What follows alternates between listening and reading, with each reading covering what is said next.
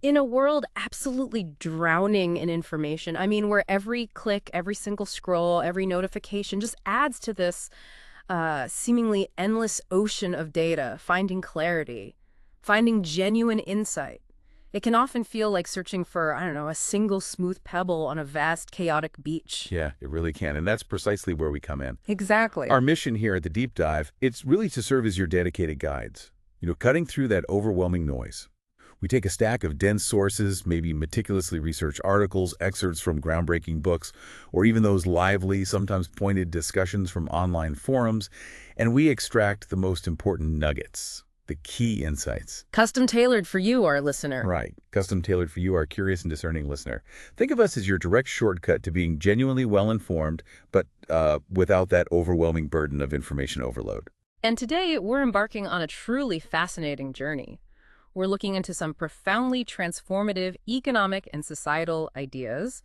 We're dedicating this deep dive to concepts from the book Better to Best, novel ideas to improve governments, economies, and societies. That's the one, by the innovative minds of Duke Johnson and Ting-Soo Yu. And specifically, we're going to zero in on two really revolutionary proposals they put forth: creative currency octaves, which they call CCO for short, and public trust housing, or PTH. And importantly, these aren't just abstract theoretical musings, designed to provoke thought, but maybe without practical application.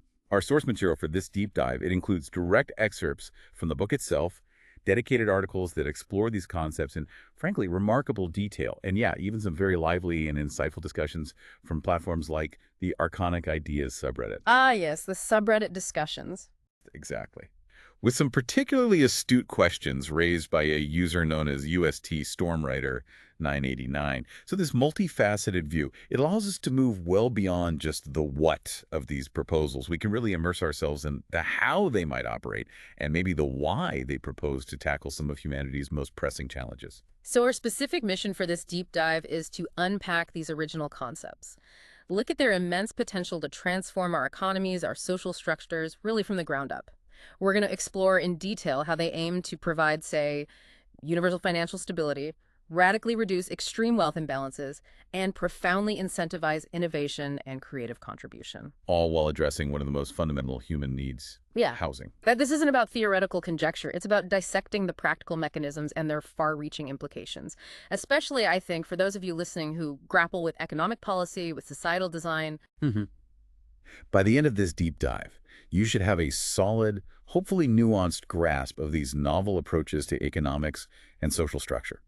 We really encourage you to engage with these ideas, think critically about these potential future models, and maybe even imagine what a world shaped by these concepts might look like.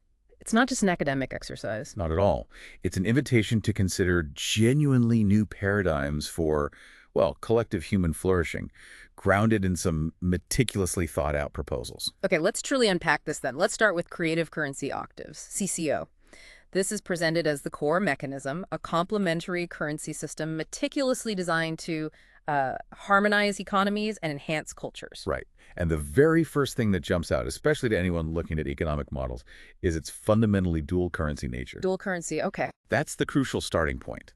The system operates with two distinct types of currency, each with a very specific role. First, there's our familiar primary currency, the dollars, euros, yen we use every day. That continues to function globally. For all purchases, discretionary spending, investments, international trade, all that stays. But then there's the new part. But then there's the novel basic unit. Now, while it's pegged one-to-one to the primary currency, so its value is always the same as, say, a dollar, the crucial distinction lies in its highly specific, very limited uses. And here's where it really diverges from conventional economics, isn't it? According to Johnson and Yu, these basic units are expendable only on primary housing, essential food, utilities, and non-luxury transportation. Exactly. So this isn't currency for a new sports car or a designer handbag or even a fancy vacation. No. It's strictly, unequivocally, for life's most fundamental necessities. That immediately creates a distinct economic layer, a separate circuit almost. And how are these distributed? Universally. They propose distributing them via a universal basic income, a UBI. But, and this is important, it's an opt-in system. Citizens consciously choose to accept them. This universal distribution aims to ensure everyone has their foundational needs met without the stigma or, the bureaucratic hurdles often associated with traditional welfare programs. Fostering dignity, economic security right from the start. That's the idea. Now, this next feature is absolutely central to CCO's design, and frankly, it's revolutionary. It really challenges our traditional understanding of currency. These basic units expire. Yes. Unlike traditional money, you cannot hoard them indefinitely. The sources are incredibly clear about the purpose behind this expiration that's engineered, specifically to prevent hoarding and ensure the money keeps circulating within that essential economy, constantly fueling the foundational needs sector. So the intention there is pretty profound, especially when we think about economic flow, right? Absolutely. By expiring, the basic units directly address extreme poverty by, effectively encouraging spending precisely where it's needed most on essentials. This design choice also aims to mitigate the risk of inflation that's often associated with traditional UBI models, which just inject more undifferentiated currency into the economy. Because it's a separate loop. It's a separate loop. CCO's proponents argue that by creating this separate expiring currency just for essentials, you stimulate activity in the foundational economy without necessarily inflating the broader market. It's a mechanism for continuous liquidity, but only in those vital sectors. So what does this mean for consumer behavior? And maybe more deeply for the psychological relationship we have with money. You can easily imagine how an expiration date might profoundly affect spending habits. Oh, definitely. It would undoubtedly foster a use it or lose it mentality for essentials. You couldn't just stash away your basic units for a rainy day.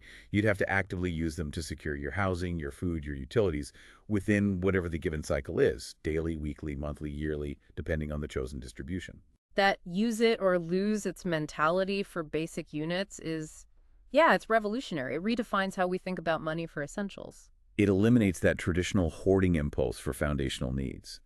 But the deeper insight here, as Johnson and you see it, is how this might fundamentally shift society away from a pure scarcity mindset, even for those currently living paycheck to paycheck. How so? Well, by removing the immediate survival anxiety tied to essentials, individuals are psychologically freed up. They can think and act differently with their primary currency. Instead of saving every spare primary dollar for rent or groceries, that mental and financial bandwidth can be reallocated. Okay. So that bandwidth could potentially go towards, say, entrepreneurial ventures or education, or even just more robust savings in primary currency for things like luxury items or strategic investments. Precisely. The insight is that a guaranteed basic safety net, paradoxically, could actually catalyze greater economic dynamism in the non-essential sectors. It liberates capital and human ingenuity that's currently locked in survival mode. It's a profound recalibration of financial priorities and, really, personal freedom. A fundamental shift from saving for basics to circulating for basics. You got it. And just to clarify an important economic distinction here, the basic units are explicitly intended for domestic use only. The idea is to strengthen the local economy, ensure a nation's citizens' fundamental needs are met internally. While the primary currency remains global. Correct. The primary currency remains global, even though both types of currency are initially sourced by the Treasury. This dual system, interestingly, could even lead to significant structural changes within government bureaus. The sources suggest departments like, say, the IRS's Personal Income Tax Department might become largely obsolete for basic unit transactions since it's not really income in the traditional taxable sense. Okay, practicality then. How would these basic units actually get into people's hands? The sources propose a pretty pragmatic approach, adapting and leveraging existing systems. Think electronic benefits transfer, EBT cards, very similar to how SNAP benefits are distributed in the U.S. Right, use what works. Exactly. Tap into familiar infrastructure. Make distribution simple, efficient, and immediately accessible to a broad population. The basic units could manifest as digital credits, easily transferable via online accounts, like modern online banking. Or even physical. Yeah, there's even mention of physical receipt paper with scannable barcodes for basic UBI cash, allowing for offline access. And they also suggest APM-type exchange machines, maybe like you see in casinos for chips, placed strategically in post offices, community centers, places like that, for conversion or distribution, ensuring broad accessibility. This level of detail on distribution is really important because the sources directly contrast CCO with traditional UBI systems. They argue traditional UBI often risks inflation, reduced work incentives, precisely because it just injects more of the same currency, undifferentiated. That's a key economic argument they make. CCO aims to mitigate these risks through its unique dual currency design. By creating that closed loop for basic units focused only on essentials, and as we'll get into, by linking their conversion back into primary currency to creative contribution, it functions as a truly complementary system. So it strengthens the primary currency. The proponents argue it would likely strengthen, not weaken, the primary currency. By stimulating usage in the foundational economy, yes, but also by linking every basic unit converted back to primary currency to some tangible productive value. This inherent value creation, they contend, is deflationary rather than inflationary. It bolsters the overall economic framework. Okay, this brings us to the really exciting, the innovative part of CCO, how it fundamentally incentivizes creativity, productive contribution. This is where creator collectives and octave levels come in. So first, what exactly are these creator collectives? They're envisioned as these dynamic communities. Innovators, artists, entrepreneurs, really any participant. They're explicitly open to anyone willing to create and share something productive, something that adds positive value to society. So it could be anything. Tech, art. Anything positive. Developing new tech, producing art, launching community initiatives, designing sustainable urban gardens, you name it. And crucially, within these collectives, members can form groups, collaborations, even formal organizations, think music bands, co-op restaurants, small-scale manufacturing hubs, and they can conduct business at elevated octave ratios, directly scaling their impact and rewards. And here's the core incentive structure, the magic, as they call it, translating creative output into tangible financial reward. Exactly. Members of these creator collectives can convert their expired basic units back into primary currency. This is huge. It means their contributions move beyond just meeting their own basic needs. It allows them to participate in the broader primary economy, build greater financial stability, maybe even wealth. Through creativity. Through creativity. And this is where the concept of octave levels really shines. It's modeled on the music scale, right? Where each octave doubles a frequency. Okay. So in CCO, each successive level up doubles the maximum amount of expired basic units a member can convert into primary currency per distribution cycle. Let's say your monthly UBI is 1,000 basic units. If you advance to the second octave, you can convert up to 2,000 units back into primary currency. Third octave, 4,000. Right, 8,000 and so on. Mm-hmm. These levels are, in theory, scalable, not necessarily limited, allowing for significant upward mobility based purely on your contribution. But how do you earn that ascension? It can't just be automatic. Oh, definitely not. It's not automatic, nor is it based on just, who you know. The sources detail a rigorous, multifaceted process. Factors determining advancement include the overall scope and impact of your project, sure, but also prevailing market forces, supply and demand for what you create. Okay. Also, the quantifiable cost savings your innovation generates, the transparency and completeness of your documentation, that's key, and importantly, what is deemed essential or worthy by the broader community and through specialized peer review. So community validation is built in. Absolutely. And they even mention built-in flexibility for differentiation by region, age, or specific industry, allowing for tailored evaluation criteria, depending on the context. The whole system seems meticulously designed to incentivize aspiration, accomplishment, achievement. Deeply.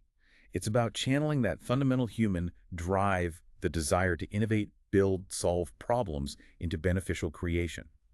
As one innovation expert quoted puts it, it functions as a true meritocracy of creativity. The more valuable and impactful your societal contribution, the higher your conversion potential, the higher your personal reward. A direct economic feedback loop for positive societal output. Exactly. But it gets even more granular than that, which is fascinating for an economic model. Beyond the octave levels, there are these personal trade-in multipliers. They allow for truly personalized conversion rates, tied directly to the impact, the quality, the specific nature of an individual's contribution. Yes, this is where the system's nuance for recognizing different kinds of value really comes through. The trade-in scale provides a detailed breakdown. A basic member doing generally productive work, maybe fulfilling a simple community need, gets a standard 1x conversion rate. Okay, baseline. Baseline. But then it escalates based on qualitative factors. For contributions that are not just productive, but also exhibit genuine beauty, think art, design, craftsmanship, you might receive a 1.618x multiplier. That's FIAV, the golden ratio. Especially, they note, if that enduring beauty is maintained over time. Wow, rewarding beauty directly. And it keeps climbing. It keeps climbing, incentivizing specific forms of excellence. For work that is notably efficient, or effective, or inventive, the multiplier jumps to 2x. If your contribution hits two of those criteria, say efficient and inventive, It's 3x. And all three. Efficient, effective, and inventive. You're looking at a 4x multiplier.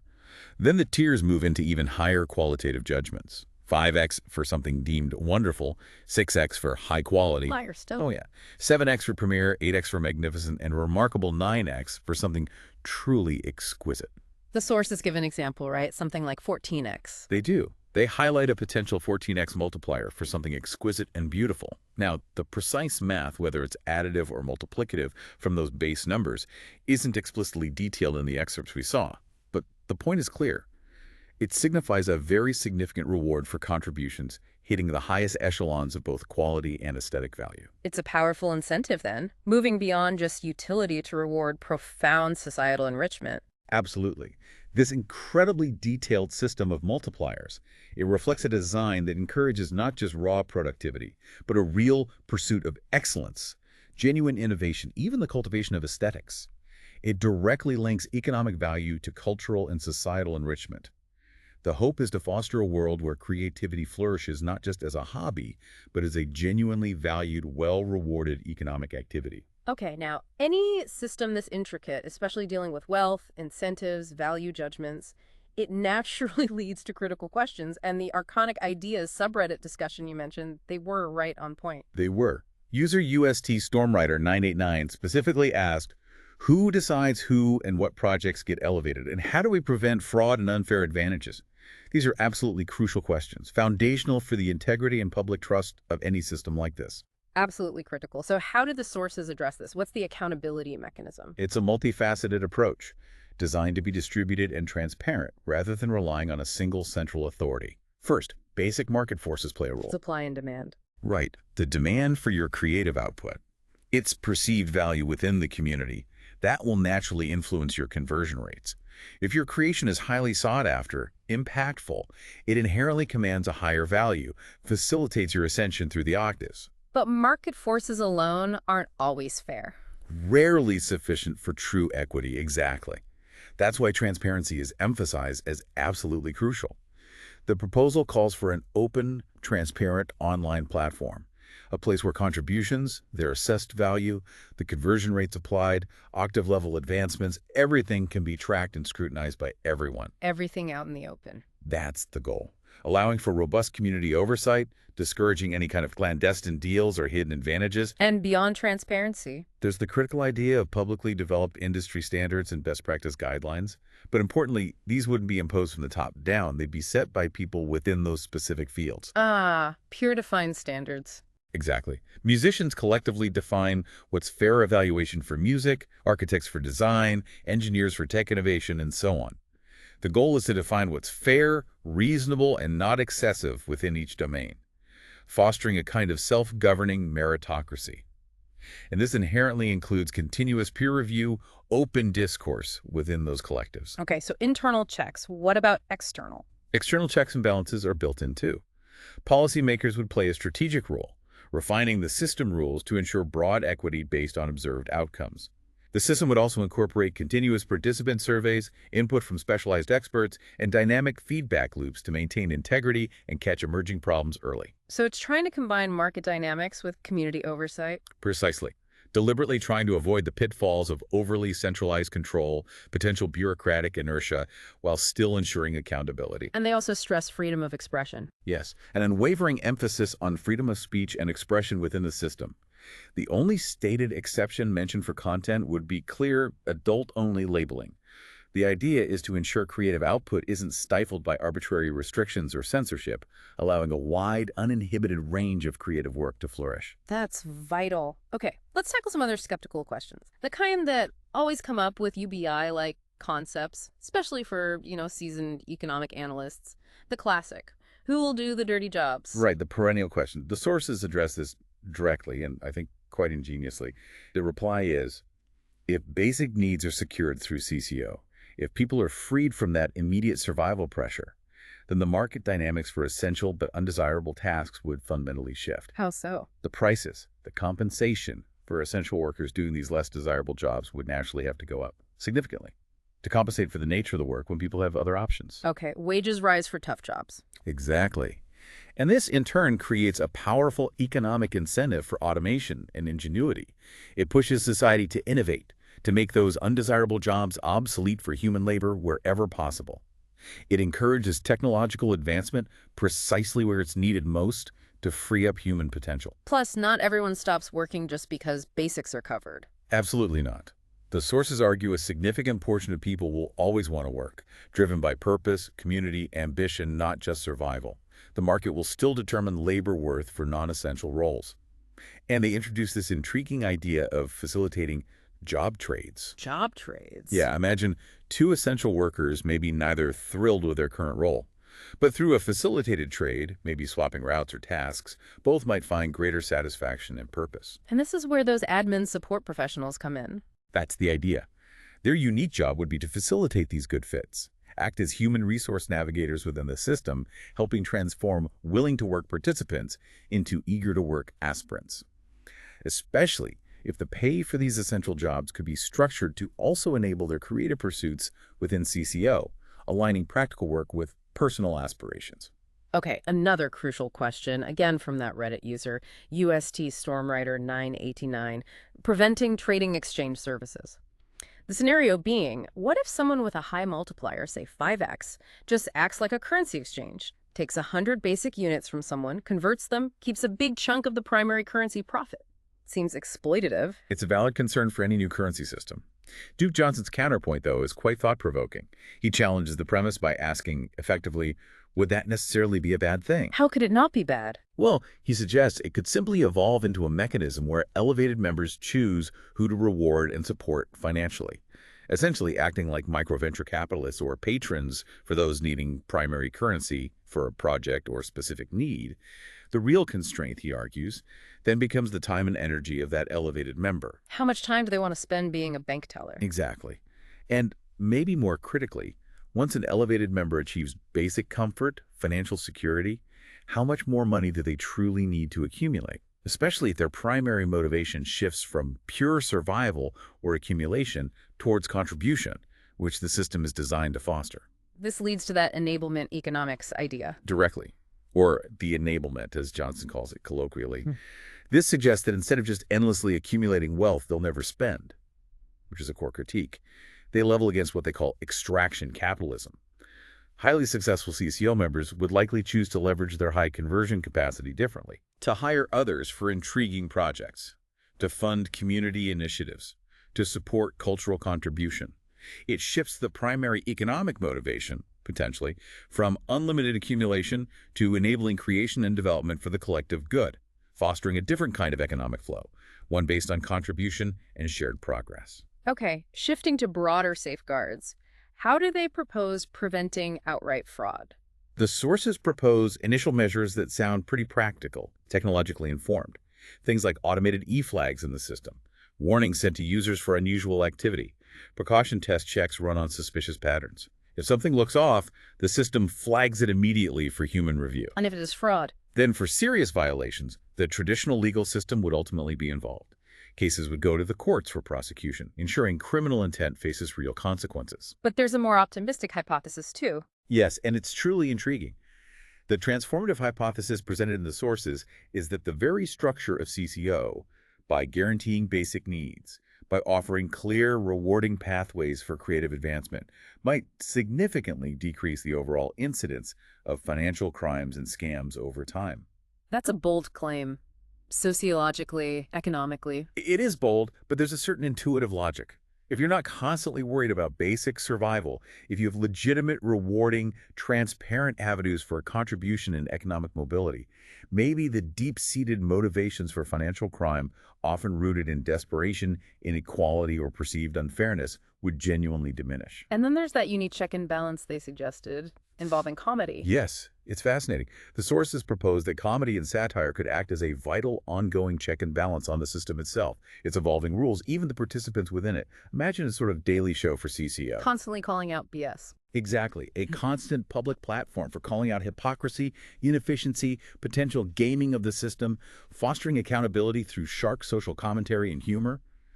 It's a potentially very effective mechanism for self-correction, maintaining transparency through pervasive public discourse, making it really hard for abuses to hide or flourish unseen. That's brilliant, almost meta. Keeping power in check with light and humor. So, taken together, all these mechanisms transparency, peer review, market forces, legal recourse, even satire they aim to create a system that's not just fair initially, but self correcting, resilient, dynamically adapting and improving. Always striving for that equilibrium. And this comprehensive framework brings us to the broader philosophical underpinnings of CCO and PTH. Duke Johnson refers to this overarching economic philosophy as compassionism. Compassionism. Okay? And he meticulously articulates its core tenets by contrasting it directly with the dominant economic systems we know today. How does he frame that comparison? He makes a very strong case, claiming it's fundamentally better than socialism because it rigorously preserves individual choice and directly rewards individual contribution and innovation. Then, he posits, it's better than capitalism because it fundamentally eliminates the fear of destitution, basic human suffering, ensuring a baseline of dignity for all. And versus communism. And finally, he states, it's better than communism because it steadfastly maintains personal freedom and robust innovation incentives, avoiding those central planning pitfalls that tend to stifle creativity. Did any external analysis weigh in? Yes, Claude AI, which was consulted as part of the book's research, apparently, provided an insightful assessment. It stated that Johnson has identified a synthesis that preserves the best of market mechanisms while comprehensively addressing their fundamental weakness, the inherent inability of pure market systems to guarantee basic human dignity and prevent widespread suffering. So building on market strengths while patching the social failure points. That's a good way to put it. The entire philosophy seems deeply rooted in the core belief that knowledge is most valuable when it's not just hoarded, but truly understood, applied, shared. And that multiple perspectives enrich understanding, moving us beyond ideological fights towards something they powerfully term collective thrival. Collective thrival, I like that. Which leads directly to the profound societal impacts Johnson and you envision. Their argument is that humanity, well, we stand at a critical crossroads. We need to evolve beyond economic systems that, often by design, create artificial scarcity and tragically waste immense human potential. And the key is removing that survival stress. That's what a social scientist quoted in the source it suggests. By systematically removing the crushing stress of basic survival, that constant grind of just staying afloat, you free up tremendous, currently untapped human potential. And the ripple effects of that liberation could be huge. Extraordinary, they argue. Far-reaching. A dramatic reduction in crime rates, widespread improvements in public health outcomes, an explosion of innovation across all sectors, and a profound flourishing of culture and the arts. Just imagine a society where most human creative energy isn't consumed by the daily grind, but channeled into solving problems, creating beauty, building stronger communities. What about internationally? Developing economies. An international expert cited suggests that CCO, especially when effectively paired with public trust foundations, which we'll get to, could be utterly transformative globally. They envision massive exponential increases of local innovation, vibrant cultural development, and sustained economic growth year over year, economy after economy, that adopts it. It's a fundamental philosophical shift then. Absolutely. From a scarcity mindset to an abundance mindset, allowing people to focus their energies not just on consumption, but on creation, innovation, contribution, even relaxation, and all the other finer things that make life enjoyable and meaningful beyond mere subsistence. Okay, let's ground this for a moment. A practical application. The food industry.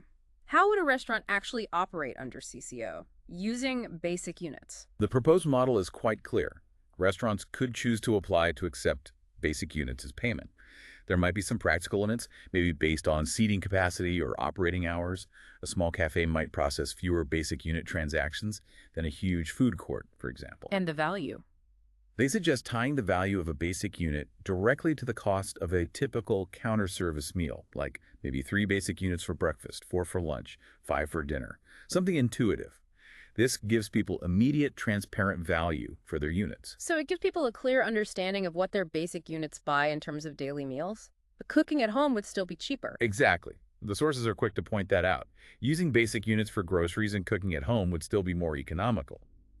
This ensures the system provides choice and convenience without forcing everyone into eating out all the time. And restaurants could benefit beyond just accepting the units. Definitely.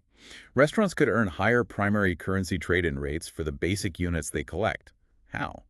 By being part of a restaurant collective, their industry-specific creator collective, and achieving high-quality standards judged by peers and patrons. Ah, so it incentivizes quality in the food service industry too. Precisely. Excellence in service, cuisine, operations, promoting higher standards across the board. But importantly, restaurants still retain market freedom. They could still set their own prices in primary currency or choose not to accept basic units at all, allowing for a healthy mix of business models. This framework also seems to open the door for nonprofit models within CCO. Yes, the sources explicitly introduce the idea of nonprofit restaurants and grocery stores operating within CCO, designed specifically to offer higher wages to their workers and lower prices to customers, prioritizing community well-being and access over maximizing profit. And this could apply elsewhere. They suggest these models could be broadly applied to many other industries providing essential goods and services, not just food. And all of this, they envision, would be supported by a robust, easy-to-use online portal, a central hub for creator profiles, job boards, collaboration tools, transparent transaction tracking, creating a truly integrated ecosystem. An ecosystem where people can find meaningful work, share skills, contribute actively. Okay, let's pivot now to the other major pillar, housing. This is where public trust housing, PTH, comes in, directly confronting the housing crisis. Yeah, and the statistics cited in the sources really paint a stark picture, underscore the urgency. You mentioned the U.S. example. 1970s, average house cost about 8,000 hours of minimum wage work. Today, over 40,000 hours. It's unsustainable. Completely. Yeah. It highlights this peculiar, fundamentally broken situation where hundreds of thousands, maybe millions, are homeless or precariously housed, while at the same time, millions of homes sit vacant. The paradox is jarring. Property investors raking in billions from other people's primary housing, as the sources put it. Right. It's critically analyzed as an unsustainable and inverted scenario. A fundamental human need detached from its purpose, leveraged like a commodity for speculative gain. So PTH is the proposed systemic solution. It's presented as exactly that, an opt-in community chest type of system, functioning as a publicly managed trust program. Instead of traditional, often debt-laden rent or mortgages, citizens could choose to pay into a continually developing collective housing fund. A collective fund. Yeah, a fund used to acquire, build, and maintain a robust inventory of housing for all participants in the trust. And there's this concept of acre equity. How does that work? Right. Acre Equity. Uh-huh. It's tied to the payments into the collective housing fund, and it's designed to deeply incentivize upkeep and maintenance. It's not literal property ownership in the way we think of it now. It's more like a non-monetary communal stake. So paying rent builds equity. Kind of. For every payment, which is really a contribution to the shared housing pool, a resident accrues this acre equity. Now, this could manifest in different ways. Maybe it grants you preferential access to unit upgrades later on, or eligibility for larger community garden plots, or even a weighted vote in community-led decisions about maintenance or redevelopment. Ah, so it links your contribution directly to improving your living situation and the community's assets. Exactly. It transforms rent from just an expense into a form of active invested participation in a shared asset. It aligns individual incentives with collective well-being and, crucially, with maintaining the property's value over time. And the maintenance itself, who does that? Well, those who maintain the properties, plumbers, electricians, landscapers, general laborers, they could accept basic units as payment, converting them into primary currency via their established trade-in rates, just like any other creator collective member contributing their skills. The whole system would run through an online portal. An inclusive and transparent online portal, yes. This wouldn't just be a listing site for housing options short-term shelter to long-term homes. It would also play a sophisticated role in, say, optimizing neighborhoods for social harmony, managing maintenance requests efficiently, and flagging distressed units for immediate attention and redevelopment. Where does the money for new properties come from? The idea is that nonprofit insurance fees collected within the system would continuously accrue. This pool of funds would then be used to acquire and remodel properties, potentially in newly zoned, thoughtfully planned neighborhoods, ensuring the housing stock is perpetually improving. And a key economic benefit is cutting out intermediaries. That's a major proposed advantage. Eliminating realtor fees, bank lending fees, traditional landlord profits. Instead, you'd have local placement agents. Doing what? Assisting with things like housemate matching, facilitating moves, helping new residents settle in, providing a more personalized, community-oriented service rather than a purely transactional one. And the overarching goal is ambitious. Incredibly ambitious and deeply humanitarian. Leave no citizen unhoused. and proactively maintain a small housing surplus, covering the spectrum from basic dignified shelter to more luxurious options, available for all household types. It sounds like a system designed for constant improvement. Continuous perpetual improvement, that's the phrase they use. It aims to level up participants until settled and satisfied while simultaneously improving the housing base in perpetuity, adding value not just to the real estate itself, but to the surrounding culture, creating an ever-expanding collective inheritance. Fundamentally shifting away from the current model. Exactly. And societally, the hope is dramatically reduce danger on the streets, alleviate that pervasive stress of housing insecurity, and allow future generations to focus their energy on thriving, innovating, instead of just surviving day to day. So how does this public trust housing fit with the existing housing market? Does it replace private ownership? No, the sources are very clear on this point. PTH is not meant to replace private real estate. It's intended to coexist. It's presented simply as another option, ensuring choice and diversity in the housing market remain available to citizens. But its existence would surely influence the private market. Oh, undoubtedly. One could strongly speculate, and I think reasonably so, on how having such a robust public option would interact with the private market. It could potentially drive down private housing costs by offering a viable, often lower-cost alternative. Or increase competition. Or dramatically increase competition for private landlords, potentially forcing them to improve their offerings, their maintenance, their pricing to stay relevant. Could the government play a role? Or is it purely citizen-led? Well, the system is designed to be potentially self-sustaining through those nonprofit collectives. There's certainly room for strategic government involvement, though its frame is not strictly required. The sources mention possible government policies, things like offering tax incentives to make PTH even more appealing and accessible. Or regulating the private market. Potentially. Maybe limiting excessive profit from private rental properties to create a more level, more equitable playing field across the entire housing sector. And there was that clever idea about vacant luxury homes. Yes, really innovative thinking there. Instead of sitting empty, these unoccupied high-value properties could be temporarily offered, perhaps at low cost or through the PTH system, to young professionals starting out, budding small businesses needing space, or even company teams for collaborative living or working spaces. Maximizing existing resources. Exactly, maximizing underutilized resources, fostering community, providing flexible, high-quality spaces. But the core guarantee, the fundamental promise underpinning PTH is what? It's that each citizen participating would be assured a residence with a postal address, a front door with a lock, a bathroom with toilet, sink, and shower, and a kitchen with sink, refrigerator, oven, and stove. It's about securing the absolute, dignified basics for everyone, removing that foundational human insecurity. And importantly, it could be citizen-driven. Yes, that's a key point they emphasize.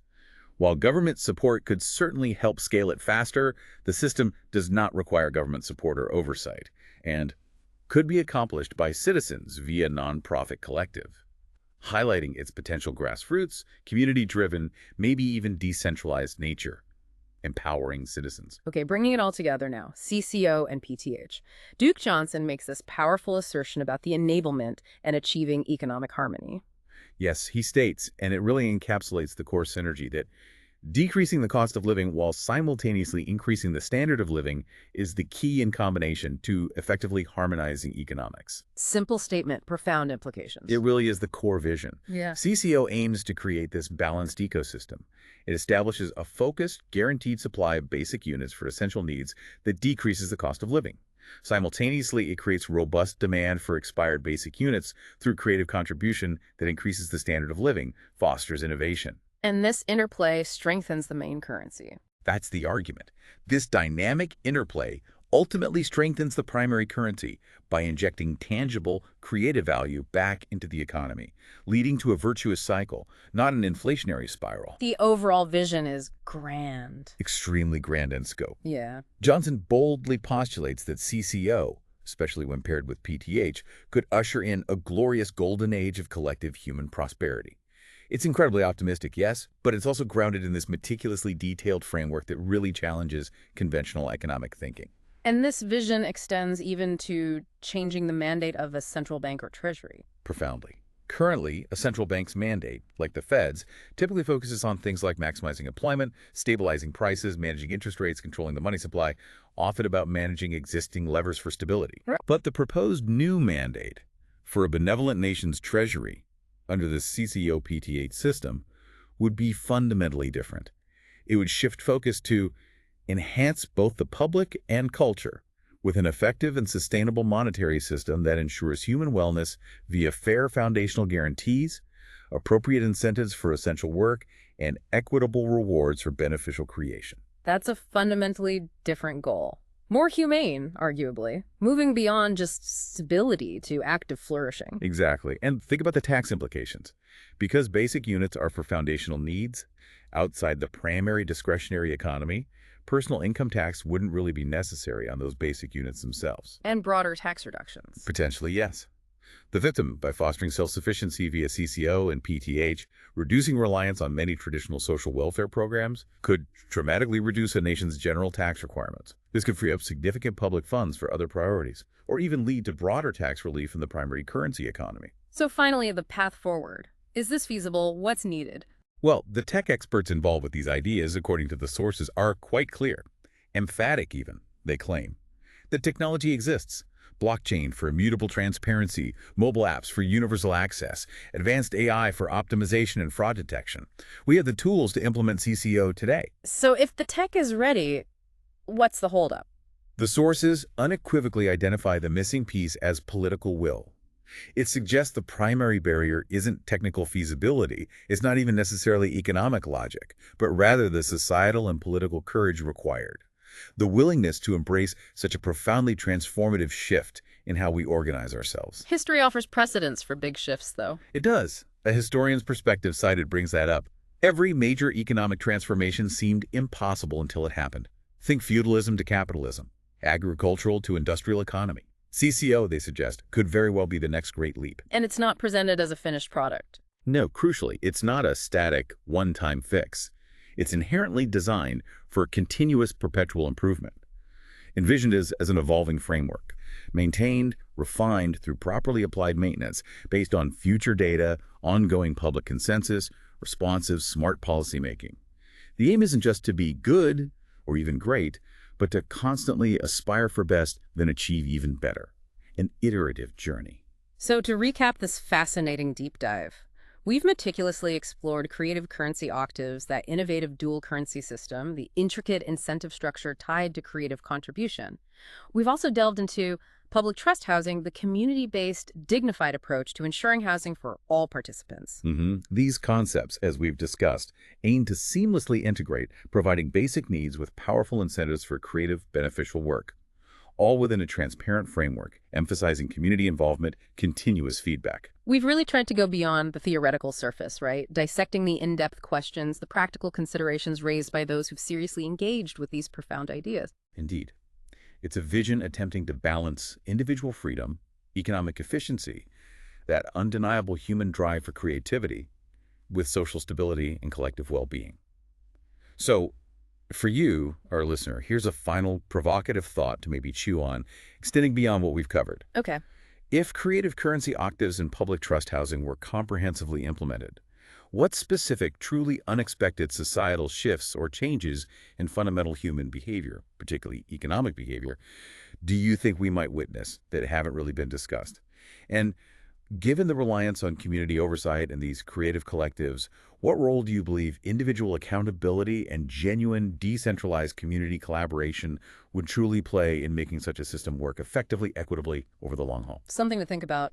We encourage you to keep exploring these ideas, to engage in the broader conversation about the future of economic organization. Thank you for taking this deep dive with us.